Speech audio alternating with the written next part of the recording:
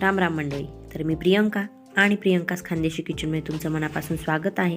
माझ्या चॅनलला सबस्क्राईब करा, बेलचं चिन्ह दाबा, त्याचबरोबरीने व्हिडिओला लाईक करा, कमेंट करा, व्हिडिओ तुमच्या फ्रेंड्स फॅमिलीसोबत शेअर करा.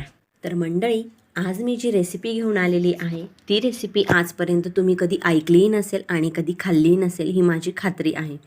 मी सुद्धा ही रेसिपी लग्नाआधी कधीच ऐकली नव्हती आणि कधी खाल्लीही नव्हती. ती म्हणजे उडदाच्या पापडाची भाजी किंवा उडदाच्या पापडाची चटणी. मी तर याला भाजीच म्हणेल. तर ही रेसिपी माझ्या सासूबाईंची आहे. लग्न झाल्यानंतर मी पहिल्यांदा त्यांच्या हाताची ही भाजी खाल्ली होती. मलाही वाटलं होतं की ही भाजी कशी लागेल, पण खूप छान लागते. खरंच अगदी अप्रतिम ही भाजी लागते. अगदी झटपट होणारी आणि कमी मसाल्यांमध्ये, कमी साहित्यांमध्ये होणारी अशी ही पापडाची भाजी आहे. चला तर मग जास्त वेळ न घालवता आपण रेसिपी बघूया. रेसिपी शेवटपर्यंत नक्की बघा. तर इथे खलबत्त्यात मी 5 ते 6 लसूण पाकळ्या घेतल्या. त्यानंतर इथे मी काश्मीरी लाल मिर्च पावडर घेतली आहे 1 चम्मच. त्यामुळे त्याला कलर छान येतो आणि ते तिखटपणाही त्याचा व्यवस्थित असतो, खूप जास्त तिखट नसते. त्यानंतर अर्धा चम्मच हळद घेतली आणि छान हे आता ठेचून घेते. मस्त असं हे लसूण पूर्ण बारीक असा होतो तोपर्यंत ठेचून घ्यायचा. तर बघू शकतात मी इथं मस्त लसूण, चटणी, हळद छान ठेचून घेतली. आता इथे पापड घेतले मी, 2 उडदाचे पापड घेतले. हे पापड छान असे चुरून घ्यायचे, त्याचे छान छोटे छोटे असे तुकडे करून घ्यायचे.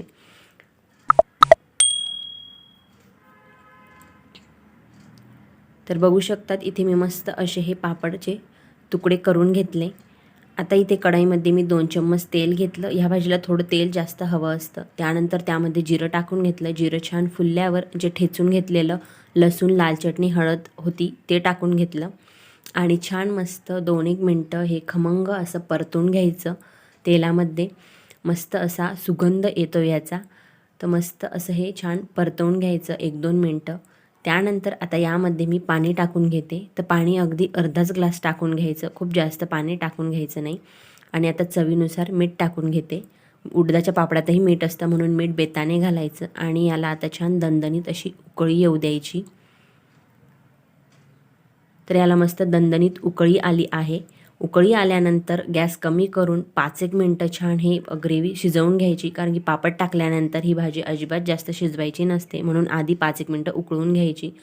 आता यामध्ये पापड टाकून घेते आणि छान एकदा मिक्स करून घेते. तर पापड लवकर असे नरम होतात, त्यांना खूप शिजण्यासाठी वेळ लागत नाही, म्हणून नंतर फक्त अगदी 1-2 मिनटं उकळून घ्यायचं. तर ही भाजी झाल्या झाल्या खाण्यासाठी घ्यायची. जर तुम्ही ती बनवून खूप वेळ ठेवली तर ते पापड पूर्ण पाणी शोषून घेतं आणि भाजी कोरडी होते, म्हणून झाल्या झाल्या लगेच खायला घ्यायची. तर भाजी मस्त 2-3 मिनटं उकळून घेतली. आता मी गॅस बंद करून देते आणि मस्त यामध्ये हिरवीगार कोथिंबीर टाकून घेते आणि कोथिंबीर टाकून मस्त एकदा छान मिक्स करून घेते आणि मस्त तयार झाली अशी उडदाच्या पापडाची भाजी. तर आता मी ही सर्व करून घेते. तर तयार आहे मस्त चटपटीत चमचमीत अशी उडदाच्या पापडाची भाजी. तर ही भाजी तुम्ही बाजरीची भाकर किंवा ज्वारीच्या भाकरीसोबत खाऊ शकतात. त्याचबरोबरीने तुम्ही पोळीसोबतही खाऊ शकतात. खूप छान लागते. तर चला तर मग नक्की या प्रकारे ही भाजी ट्राय करून बघा. चला तर मग तुम्ही जर माझ्या चॅनलवर नवीन असाल आणि माझ्या रेसिपी आवडत असतील तर माझ्या चॅनलला सबस्क्राईब करा.